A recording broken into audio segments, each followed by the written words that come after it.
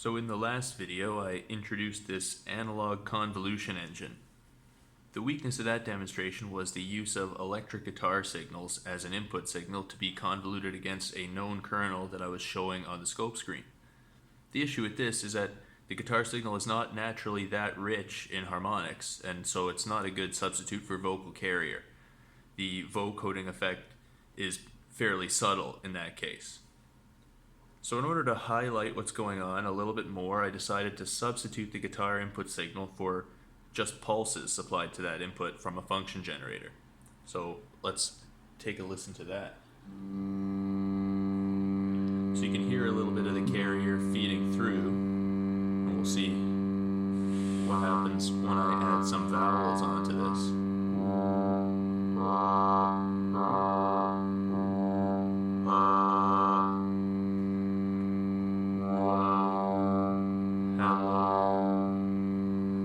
So maybe you can hear that. It's a little bit easier to hear when there's more harmonics going on. I'm going to try and double the frequency of that vocal carrier. We'll see the effect of that. Hello.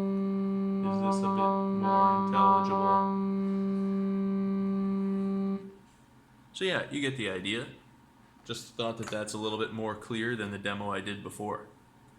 I think I'm going to do a few short chunks like this to just slowly introduce the concepts of how this circuit works. The first thing to note about convolution is that it requires that the two signals be in transit spatially against each other. It requires a shift of the signals and then multiplication pointwise of the two signals at each shift.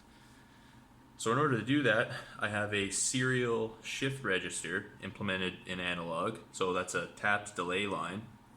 And I also have a register that distributes information spatially over 16 buffer outputs, and that data doesn't transit, so it's just sitting there and it has a particular tap associated with it.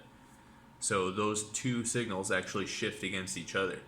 So the only thing left to include is a set of 16 four-quadrant multipliers, 16 in this case, that multiply those two sets of signals that are shifting against one another by each other and sum them all up. So yeah, that's how this thing works. There'll be more to come shortly after. Thanks for watching.